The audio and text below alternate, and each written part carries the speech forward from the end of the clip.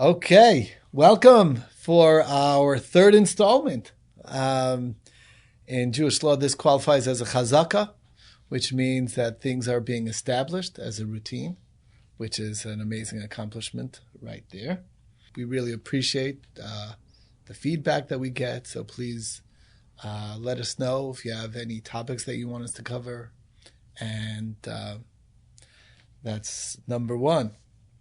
Thank you very much, Rabbi Nagel. Unboxing Judaism is getting up there in the charts. Hopefully, we continue to grow and continue to expand the reach of Torah across the globe.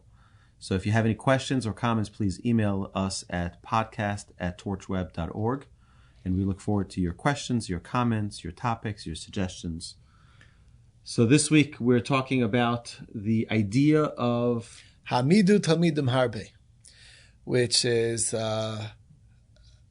understood in multiple ways, but simply put, it means have many students.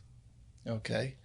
And I'd like to just start off by explaining, most people expect that to be a directive specifically to people of a rabbinic nature, a teacher, have many students, and that's how most people understand it. But really, what's very important for all of us to get is that whether you like it or not, we are always teaching. Not always good stuff. Sometimes we aren't teaching the right things, but we are always teaching people in our environment. We're always in a position of a teacher. And that's why it's very important to understand that that's the fact, that's the case, whether you want to believe it or not.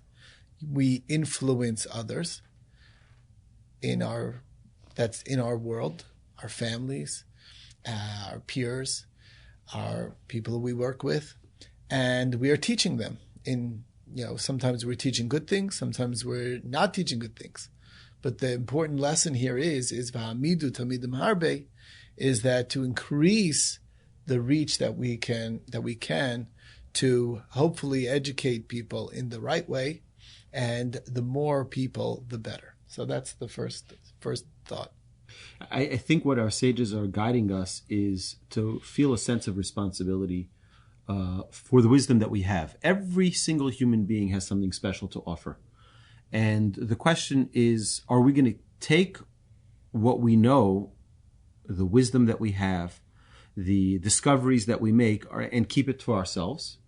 Or are we going to overflow that wisdom to other people so it's not kept just for ourselves, but we take a sense of responsibility of sharing the wisdom with other people?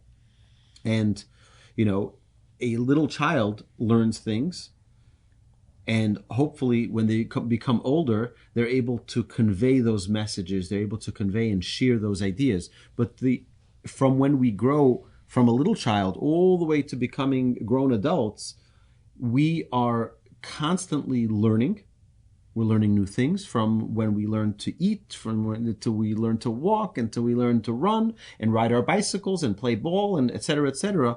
All of the steps along the way are education.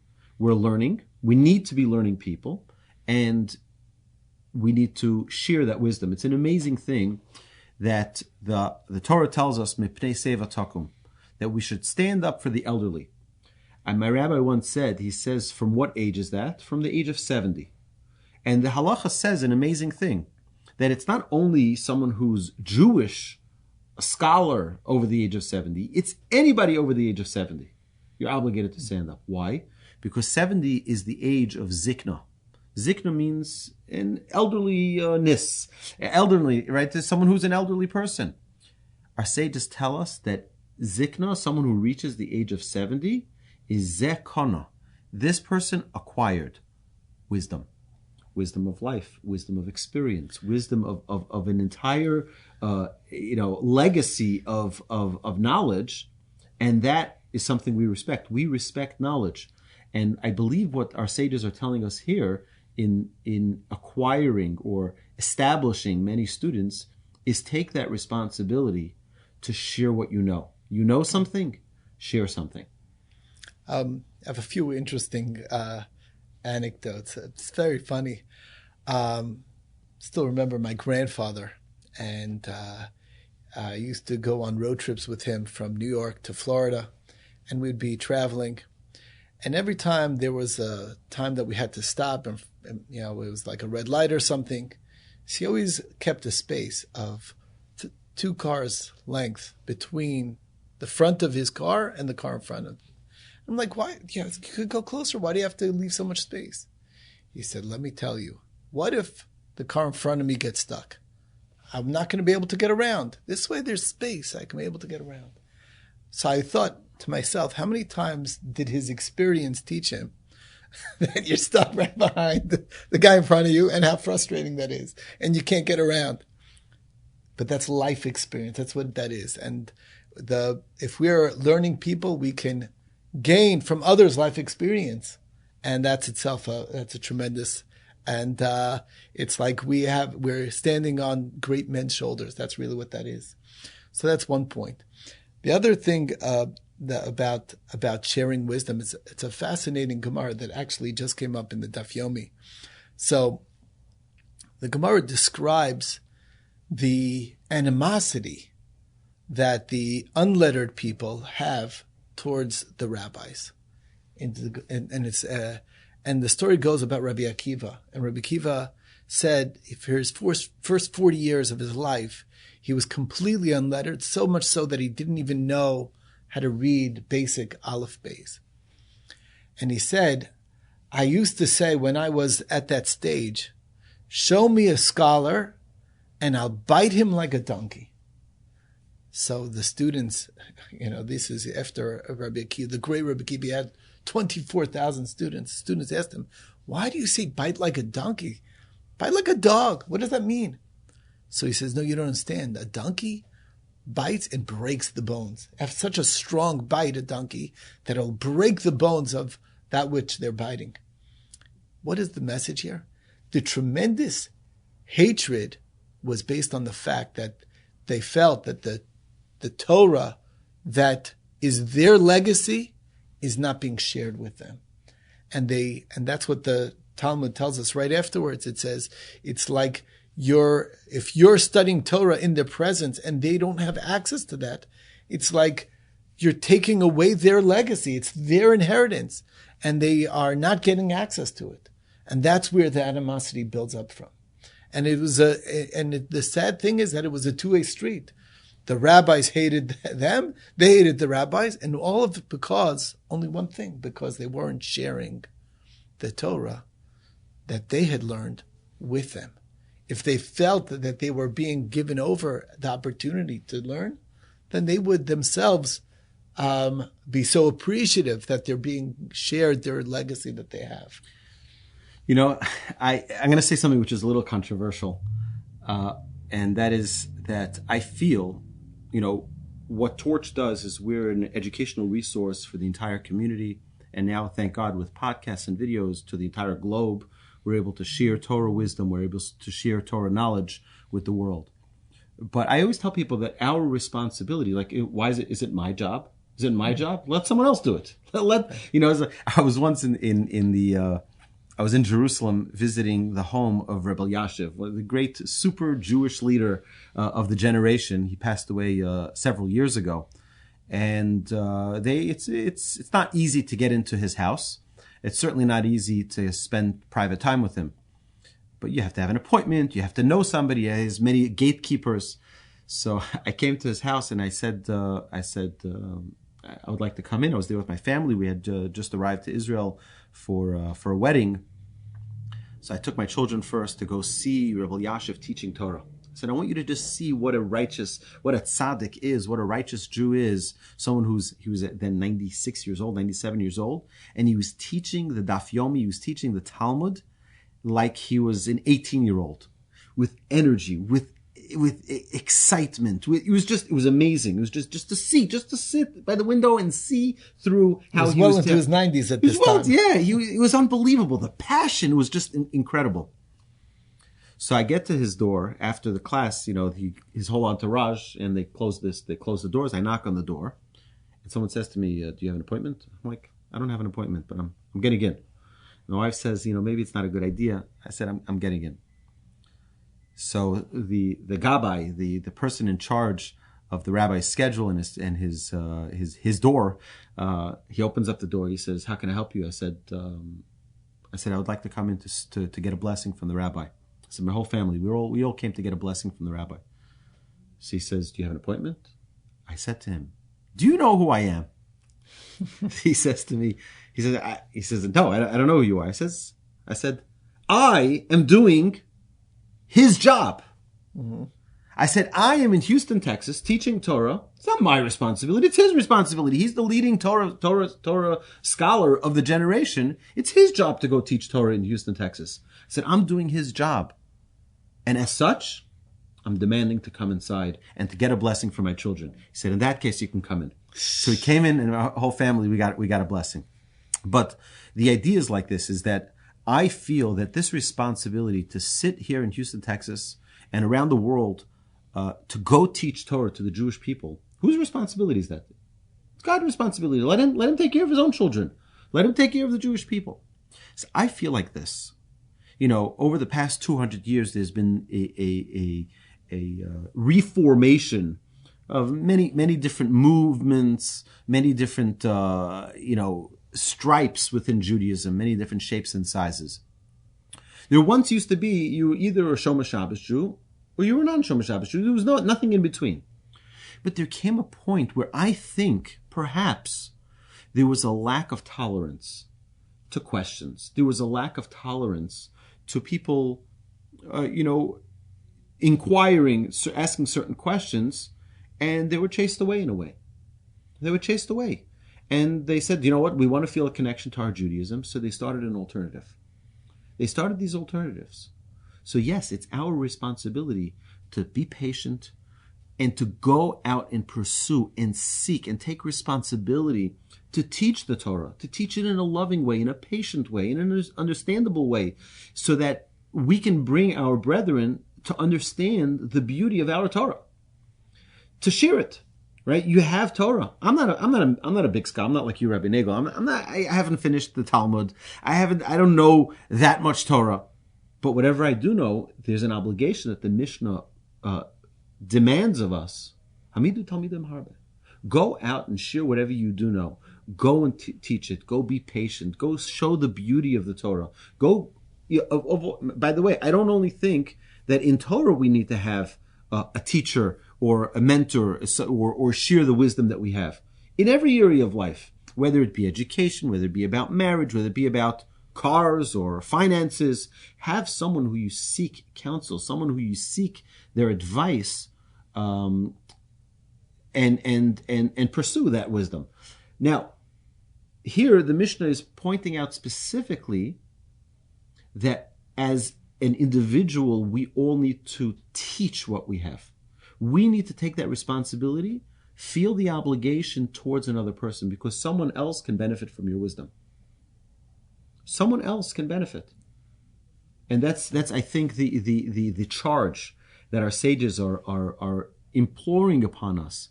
Share what it is that you have. I just have a few interesting insights into this idea of sharing what we know. It's very interesting. There's normally in pretty much most areas of life, what I give to you, I am basically taking away from myself and handing it over. So if I'm giving charity, for instance, so that dollar that was in my pocket is now by you, and I no longer have it. In wisdom, and in the area of of knowledge, of understanding, it's actually the opposite. In the process of me giving that over, not only are you gaining the knowledge, but I gain even more knowledge by just giving it over. One of the very famous statements from one of the great rabbis, Rav Chaim Soloveitchik, from the few generations ago actually, he said that if you cannot explain it to someone else, then you're lacking in your understanding. And that's exactly the process of clarifying something in a way that you're able to give it over, that gives you the knowledge in a much deeper and a much richer way. And by being able to break it down that another person can understand, that clarifies it to you in such a better way yourself. So by giving, you are gaining that much more.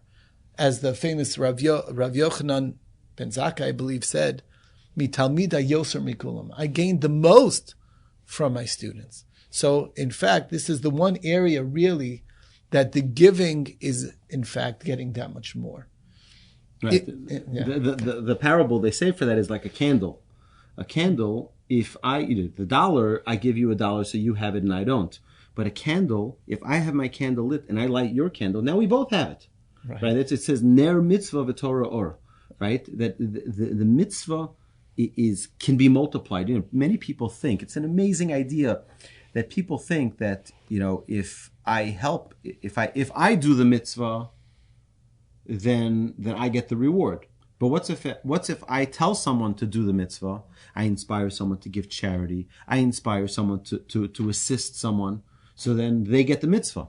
You both get the mitzvah. Right. It increases. It increases. It multiplies. Right. It's like I take the candle, I light your candle, now we both have a candle. Right. That mitzvah gets multiplied. And people think that there's a finite amount of reward that the Almighty has to give out. But it's not the way it works. There's an infinite amount of reward, and it just gets multiplied. So if we're able to inspire a person, and that person inspires, and that person inspires, and that person inspires, that all goes onto the account that we built for ourselves. Right? All of those merits, all of those good deeds come back to you. So potentially, you think of your daf yomi, for example. Your daf yomi, you give a daf yomi here in Houston, Texas, right? And it goes on to the internet, and people, they'll listen to it on podcast. It could be, Be'ezus Hashem, it will be, right? After 120 years, Rabbi Yaakov Nagel comes in front of the heavenly courts, and they open up, they pull out the red carpet, and they're like, do you know? You're like, me? What did I do? I gave a daf yomi in Houston. No, you have no idea. There are people in Germany and people in Belgium and people in Australia. It is really scary. It is really scary to see. They all learned your Torah that you taught in Houston, Texas, but you took the initiative to share it with the world. It's really, it's every time to encourage myself, I go on to the analytics of the podcast carrier, and I'm blown away from people who somehow find the class, they listen to it. Right now, I think I'm at 48,000 people who've actually sat down and listened to a class. Okay, I've been doing it for a number of years, not even that long, but the number is staggering. And where they are, these are people who had obviously no access. I think it was the first time I saw Saudi Arabia on the list. I'm like, Saudi Arabia? Who's listening to this class in Saudi Arabia? I have no idea. But you put it out there, and that's the beauty of it, especially that's one of for sure, the things that will help bring Mashiach is the ability to convey Torah on such a global level that's existing now that never existed in history. So, my podcast is very popular in the Netherlands. I don't know why, but if you're watching in the Netherlands, please send us a note. We'd like to know how you found our podcast. But in the Netherlands, it's of the top 4. It's Israel, United States, Israel, Canada, and the Netherlands. No idea. I don't know how, but you know what? That's the idea. Hamidu Talmidim Harbe is spread out the Torah. I think it's an amazing thing, just as a general perspective of what the Torah is. The Torah is the manual for life. When you buy a cup, you buy a microphone, you buy a table. It comes with instructions. Anyone, you go to IKEA, everything you buy in any store, you buy a fan, you buy a light bulb, it comes with instructions. A baby is born. There's no instructions. How do I live life? How do I raise the child? How do I feed the child? No instructions. That's why we give extra respect, by the way, for the oldest child, because they were the guinea pig, of course. We learned how to be parents on them. That's right. Okay. That's right. So it's an amazing thing that there is a manual, and the manual is called the Torah. The manual this Torah is the gift that God gave the Jewish people. Here you go. This will tell you how to live life. Everything from birth to death, from cradle to grave. Everything in between. Everything you need to know, everything in between, whether it's science, whether it's medicine, whether it's fashion, everything is in the Torah. Everything. And now, us as the Jewish people, our obligation is to share that wisdom with the world. Right? It's not to hold it for ourselves. If you look at American law or any nation's laws, they're all based on the principles of the Torah. Right? You have in the courthouses, they have the 10 Commandments. Well, 10 Commandments, the Jewish 10 Commandments from the Torah. Right? Yes, because we are supposed to be a light to the nations. That's our obligation, is to be a light to the nations. And it's an amazing responsibility that the Mishnah charges us here. Go out and share your wisdom. You have something, you know something, share it. Go tell it to someone. Now there's a whole different angle that I just feel very passionate about. And that's based on the wording. The wording is Hamidu Talmidim Harbe. Now, if you're actually trying to understand the grammar, Hamidu means to stand up. Talmidim means students, and Harbe means much. The question is, most people, it should have said, Hamidu Harbe Talmidim. Stand up many Talmidim. That's would be the way it should have said it. But it didn't say it that way. It said, Hamidu Talmidim, stand up students, Harbe, much. Which is really understanding the importance of a single student, that you stand them up as many times as it takes to get them to be standing. And that means that there's no limit, even to one student that you're sharing your wisdom to develop that person and let them grow their own wings. And that's what people need to realize, is that there's no limit. Just like you want to have as many students as you can have, there's no limit to how much that student can be your student, can grow. And that's definitely also part of what we need to think about when giving over. Someone has a question or a difficulty and they can't get it. This is something that we really need to think about as well. It's the quality of the student, to really invest that time in the student, to make them, it's like when I was in yeshiva, my rabbi would give us what's called Mara Mekomos, right? Which is he would give us source sheets, and he would give us sources. Look in this Talmud and look at this Rambam, and this all of the different sources that he would bring, and then the class would be bringing it all together.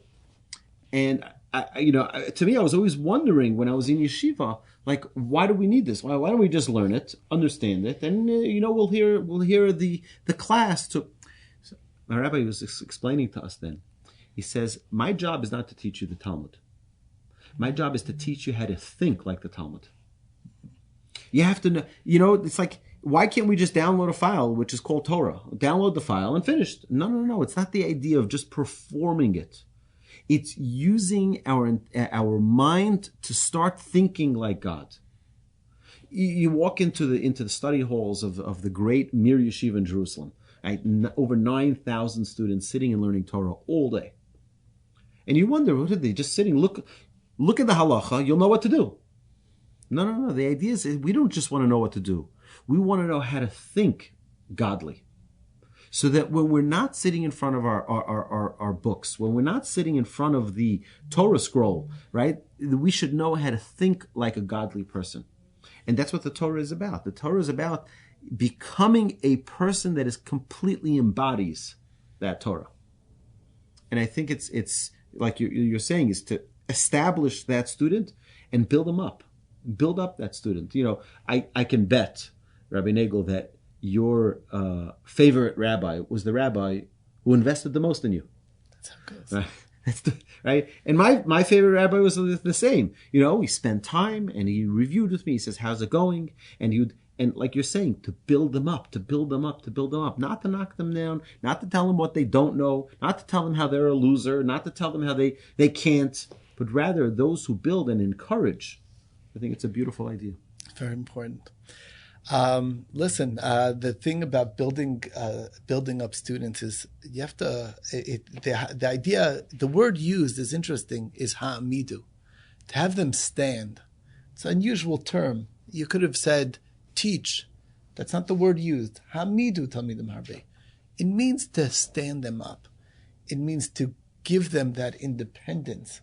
That there's skills that you're teaching, and those skills can be brought to bear, that they can stand on their own 2 feet and they can walk on their own. There's a famous pasuk that is considered the parable of how you give over Torah. In Parshas Ba'aloscha, when it talks about lighting the menorah. So it doesn't say lehadlik, which means to light. It says Ba'aloscha es haneros. When the fire goes up, when you see the fire going up on the wick, which means that you hold, it's an obligation to hold the candle there that you're lighting from till it rises on its own. And that's part of what's being conveyed here, that they should be able to, the student should be able to be independent. They shouldn't need to rely on the art scroll the whole life. Okay, they should learn how to be able to be independent in the Torah. I'm not trying to knock anything, but the idea is to develop themselves to a level where they can be independent, because that's what ensures that it can be given over. Right, to bring them up, that you don't want a coach's job is to get the player to be at a point where they are good enough on their own, right? Yeah, we need to have, which the Mishnah tells us a little further down, that we need aseh l'charav. You always have to have a rabbi. My grandfather was in his 80s, and I asked him, I said, Saba, who's your rabbi? And he said, Rabbi Yonasan David. May he live and be well.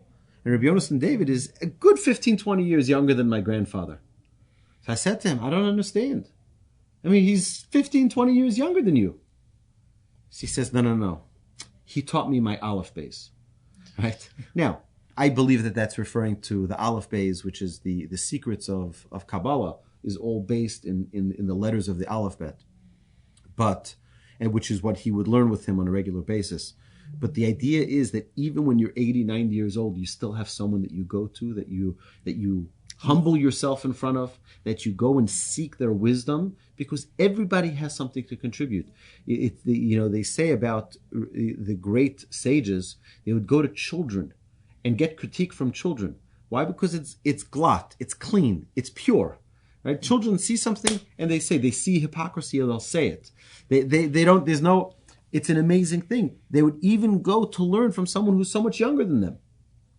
I have an interesting story. Many years ago, before I moved to Houston, I met with my Rosh Yeshiva, and he knew that I was planning on this move, and he told me something that sticks with me to this very day. He said, when you're going to go to Torch to teach Torah, you'll be teaching primarily to working people, adults who have never had access when they were younger to Torah study. He said, I want you to know that you have a major advantage over me, who's a Rosh Yeshiva of students who are studying from youth, and they come to my classes. And the difference is this. He says, a student in the yeshiva, they are naturally looking to accept and hear what the teacher is saying, to just want to believe it. Even if there's a question on it, they're trying to understand it, to believe, to just accept it and absorb it. When it comes to a balabayas, which is just a regular, working man who had no exposure, if it doesn't make sense, he's going to ask, but I don't understand. And he said, that's something that you'll have to explain. And that's something that will clarify it for you. So you're given here such a tremendous opportunity that they're not going to just accept whatever you tell them. They're going to ask. They're going to say, but I don't get it. And then you're going to have to clarify it. And then it'll be clarified for them and for you. And that's I took this to heart because this really is my experience here since I'm here, 1998. To believe that, 22 years, something like that. I can't even think about it. Right. So it really is amazing. I want to just add another angle to the same three words that you said, Hamidu Talmidim Harbe. And I think I once asked my rabbi, may he live and be well, Rabbi Yitzchak Berkowitz, I asked him, is it okay that I teach classes on topics that I want to learn? Meaning, can I utilize the opportunity of my teaching for me to learn? He says, of course. He says, I did that all the time. And he said that when he was at that time, he was not in Eishet Torah. Now he's back again in Eishet Torah. He's at the helm of the Rosh Hashiva of the great institution right off the Kotel Square in Jerusalem. And he said that when he wanted to learn, for example, the laws of mikvos, of the ritual bath, so he put up a sign saying on Tuesday at 3:00, I'm giving a class on it. And he had 6 days to prepare, right? Because he's utilizing the opportunity of teaching Torah to others for himself to learn and to obligate himself to know. And I've done it many times where I would introduce a series, because this is a series I wanted to work on. I remember particularly I wanted to work on the Shema. The Shema is the mission statement of the Jewish people. It's something that should be recited with intention, with proper focus every single day, 3 times a day. And I felt like I needed to strengthen myself. So I announced we're doing a 5-part series on the Shema. And that obligated me that each week before class, I needed to look at it and inquire and read all of the sources and look at all the commentaries to understand, so that when I teach it, I hopefully know it well enough, but I don't only say it as words, but rather I use it to influence myself for it to become part of who I am. And that way it can actually have an impact, hopefully, to the students. So I think Hamidu Talmidim Harbe is that when you establish your Torah study and you're sharing it with your students, it'll be marba to you. You'll grow. You'll be inspired. It shouldn't be that our sages teach us that the Torah we teach shouldn't be like you have a cup and you pour out of the cup to your students, right? It should not be like that. But rather, you should keep on filling into the cup and it overflows to the students. And that, I believe, is our obligation as not only as rabbis, I think as parents to our children, I think as members of a community, whether we're in a synagogue, whether we're in any sphere that we're in, to find a way to influence people, to be an influencer in a way that we, there's something called prosumers. You know what a prosumer is? It's an interesting thing. You see, it used to be, before we had internet and Facebook and Twitter and all of these other social media platforms, that we were consumers. So the producers were NBC and ABC and CNN and Fox News and all of these other networks. They were the producers of news, and we were the consumers. But today, we're also the producers, because people have their phones and they go on social media and they do a Facebook Live video, or they use all of these platforms to produce the news as well. So we're prosumers. We're producers and consumers at the same time. And the idea is that now it's almost, in a way, it levels the playing field. But the idea here that the Mishnah is telling us is that we need to be producers of content, of Torah, of understanding. And we also that will also make us into a better consumer, because we clarify the things that we're uncertain about. So if it's someone studying the Chumash and they're learning through each parsha, right? To look, when we give a class on that parsha, we gain a whole new clarity, because we have to understand it well before we teach it. So in essence, what happens is that the more we teach, the more we're actually learning. That's so true. I just want to share a few interesting points that I realized. Many people, one of the reasons when you ask them is that, why don't you give over? And you say, that's for great rabbis. That's for the big scholars. I'm not cut out. Who am I? They have this humility. And I just want people to know is that you don't need to be the one who knows everything. And one of the greatest things that you can actually give over is the questions that you have. That itself is tremendous teaching, because you're opening up people to new ideas, to a way to look at things. So even if you don't have clarity, you're giving over. I always felt that the greatest thing that I got from my teacher was not the answers to the questions, but the questions themselves, because the right question opens up the topic to let you think deeper about something. And that's a very important thing. So if you're a thinking person, then you have what to share already. And I like, and another idea that, speaking to these people who have this humility that they're not fit for it, they're not worthy to give over. It really doesn't work that way. All you need to be is one day ahead. Okay. And that's really what you're saying. I still remember how, I come from a family of professors. I have two brothers that are professors. My father's a professor. It runs in the family. I've never been a professor, but I do basically the same thing, giving over what I study, what I learn. And I remember my brother was taking on a class that he had no information. He says, yeah, but all I need is to be one day ahead of my students. One day. And the truth is, in my Daf Yomi share, I'm not prepared days ahead. I just study that one day ahead to be ready for the class that I'm about to give. And it's actually, in a way, I think healthier, because it's fresh for you. You just learned it. There's that excitement, there's that enthusiasm, and then you can share it over. And that's, I think, one of and I encourage everybody, the more you learn and get inspired that you're able to share to others, it just grows exponentially. So that's the idea. That's the pitch anyway. Yeah. So I want to just encourage all of our viewers and listeners. You may be any place out in the Netherlands. You might be anywhere. And you may say, me, I don't know, but I listen to a podcast, I watch a video. I want you to know something. Get a group of people together. Bring them to your home if you can. I know it's COVID, so you got to be careful. But get a group of people, a group of friends together, and just ask the questions. Ask the questions. What are the questions we have about our Judaism? What are the questions we have about the stories we may have heard about in the Torah, or of our exodus from Egypt, from Pesach?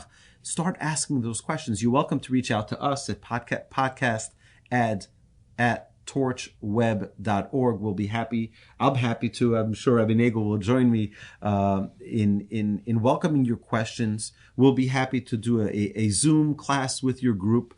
But don't feel like you're isolated and you're out in the middle of no place and I have nobody to ask. I have no one to learn with. Get your group of friends together and start reading a book together, reading a Jewish book together, whether it be the weekly Torah portion, whether it be a book of inspiration. Read together, learn together, and you become a master of incredible wisdom, and you're influencing people to grow and to connect on a higher level, and it's really an important responsibility that the Mishnah is charging us with. Yes, absolutely. So, okay, thank you very much, my dear friends.